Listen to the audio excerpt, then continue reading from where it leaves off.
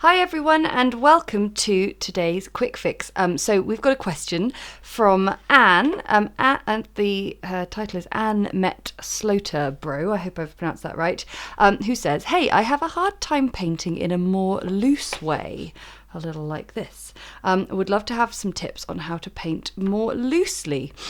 So let me show you an example of the same thing painted in a loose way compared to a more detailed style. Here is a tulip in a vase, the crisp sort of detailed style capturing every little detail, and here it's again clearly a tulip, but it's in a much looser style. And essentially what you're looking for is studying your subject matter and boiling it right down, reducing it down to the basic components, the basic shapes. So the tulip, you've got this sort of egg-shaped flower, you've got leaves, you've got a long stem, and you've got a curve. And that is the sort of characteristic of a tulip. However, here, I don't think we've lost any recognizability. We've still got the shape of the flower, we've got the curve of the stem, we've even got a suggestion that the tulips are leaning forwards towards us and we can see down inside them. If anything, this piece has more energy to it. So let's look at how we achieve something like this and avoid it just turning into a bit of a blobby mess. Well, the first thing to do is to look at the brushes you've got. When painting something like this, the brushes I use are going to be the smaller ones in my kit, these ones here, and I'm also going to be drawing in pencil.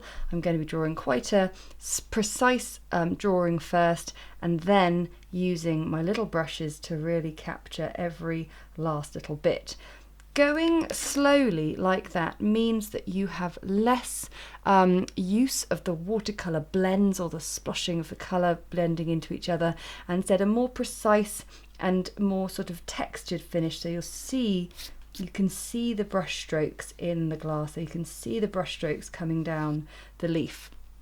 So to do a more loose style, we need to look at the larger brushes in our kit, and that can be quite a daunting prospect for some people because it's all about control, and when you have a tiny weeny brush, the control is very easy. When you have a larger brush, a few things you need to make sure of. Firstly, that your brush can make a nice fine point like that.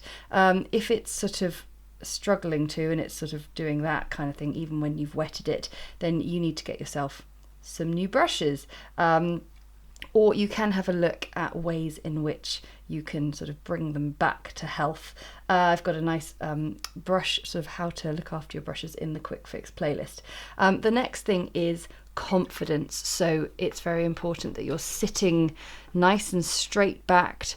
Your shoulders are relaxed. I'm trying to sort of show all this from a video. You can't see me, but essentially I don't have my whole shoulders hunched over the page and my nose a few inches from the page, because we're going to be using more of our arm rather than just our hand. So let me show you sort of a looser tulip using a size 8 brush, which seems really rather large, and yet it's going to create our tulips really nicely. So I'll just move that over there and paint a few. So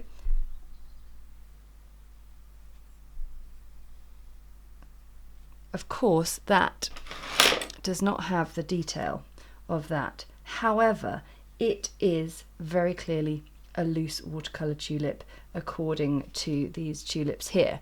So it's a mindset you have to get into, I think. You have to go, yes, that's what I'm looking for, and that's got the lovely character of a sort of a really simplified, reduced tulip. And then you might want to drop in a bit of colour, but you see immediately I did a single brush stroke and I left it. And so firstly, the confidence that you have to create those shapes with as few brush strokes as possible has to be backed up with not messing about with it once you have painted it on the page. So you want energy and confidence and purpose of movement when you're painting these flowers. and then you want to be able to leave them alone. You can also see the loose style uses quite a lot of water, so I always make sure my brush is wet first, so wetted and then just a little bit dabbed off, and then that you've got a nice coverage of paint on the full length of the bristles as well, and you can always dab that off, and that just means that you're able to paint in a lovely fluid motion and not be sort of painting sort of like this, you know, lots of detail, lots of brush strokes. It's all about big, looser brush strokes. So what I will reiterate for you for this quick fix is, first off, it's about changing your mindset to be able to see this more detailed photographic tulip in a reduced form, really simplifying down what it is that you're looking at, and then capturing the essence of that. So looking for the important things like the curve of the stem, the broadness of the leaves, the egg-shaped flower, and then being able to take a larger brush like one of these, get it nicely wet, nicely coated in paint, sitting up straight and enjoying the process and just doing as few brush strokes as possible.